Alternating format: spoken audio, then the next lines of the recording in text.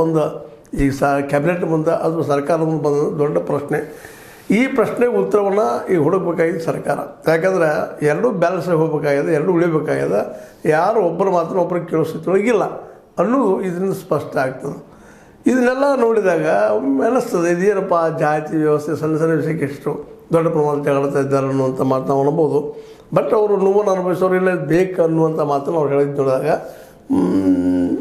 ಇನ್ನು ಸರ್ಕಾರ ಇದ್ರ ಬಗ್ಗೆ ಹರಿಸೋದು ಮಾತ್ರ ಒಂದಿಷ್ಟು ಕಷ್ಟ ಆಗ್ತದೆ ಇಲ್ಲ. ಯಾಕಂದರೆ ಇನ್ನೊಂದು ಇಲ್ಲ ಏನಪ್ಪ ಅಂದ್ರೆ ರಾಜಕೀಯ ಪಕ್ಷಗಳು ತಮ್ಮ ಮತದಾರರು ಎಲ್ಲಿ ಹೆಚ್ಚಿರ್ತಾರೆ ಆ ಕಡೆ ಒಲವು ಹೆಚ್ಚಿರ್ತದೆ. ಯಾಕಂದರೆ ಮುಂದಿನ ಇಲೆಕ್ಷನ್ಗಳಲ್ಲಿ ಅವರು ಆಯ್ಕೆಯಾಗಿ ಬರೋ ಸಲುವಾಗಿ ನಾಟಕಗಳನ್ನು ಮಾಡ್ತಾ ಇರ್ತಾರೆ. ಹೀಗಾಗಿ ಇದರಲ್ಲಿ ಯಾರಿಗೆ ಅನುಕೂಲ ಮಾಡಬಹುದು ಅನ್ನೋದು ನೋಡಿದಾಗ ಯಾರ ಸಂಖ್ಯೆ ಹೆಚ್ಚದಲ್ಲ ಅವ್ರಿಗೆ ಹೆಚ್ಚು ಅನುಕೂಲ ಆಗ್ಬೋದು ಏನೋ ಅಂತ ನಮಗೆ ಮನಸ್ಸು. ಯಾಕಂದ್ರೆ ತಮ್ಮ ಮತದಾರರ ಕಡೆ ಲಕ್ಷ್ಯ ಇಟ್ಕೊಂಡು ಇವರೆಲ್ಲ ಏನು ಮಾಡಿದ್ರು ಕೆಲಸ ಮಾಡ್ತಾ ಇರ್ತಾರೆ. ಇದನ್ನು ಸದುಪಯೋಗ ದುರುಪಯೋಗ ಅವ್ರು ಮಾಡ್ಕೊಳ್ತಾ ಇರ್ತಾರೆ. ಹೀಗಾಗಿ ಇದು ಪರಿಷ್ಕರಣೆ ಮಾಡೋಣ ಅನ್ನುವಂಥ ಮಾತನ್ನು ಸಲಹೆ ಕೊಟ್ಟಿದ್ದಾರೆ ಅವರು. ಇದು ಆಗ್ಬೋದಾ ಆಗಲಿಕ್ಕಿಲ್ಲ ಅನ್ನೋದು ಇನ್ನೂ ಇವತ್ತು ಚರ್ಚೆ ಆಗ್ತಾ ಇರೋದು, ಕ್ಯಾಬಿನೆಟ್ದಲ್ಲಿ ಆಗ್ತದೆ. ಯಾವುದು ಬಂದ್ರೂ ಒಂದು ಸ್ವಲ್ಪ ಕಷ್ಟ. ಬಟ್ ನಮ್ಮ ಅಭಿಪ್ರಾಯದಲ್ಲಿ ಎರಡೂ ಸಮುದಾಯಗಳು, ಯಾಕಂದರೆ ಎರಡೂ ಸಮುದಾಯಗಳು ಅಸ್ಪೃಶ್ಯ ಸಮುದಾಯಗಳಾಗಿ ಹೆಚ್ಚಿದ್ದಾರಲ್ಲ.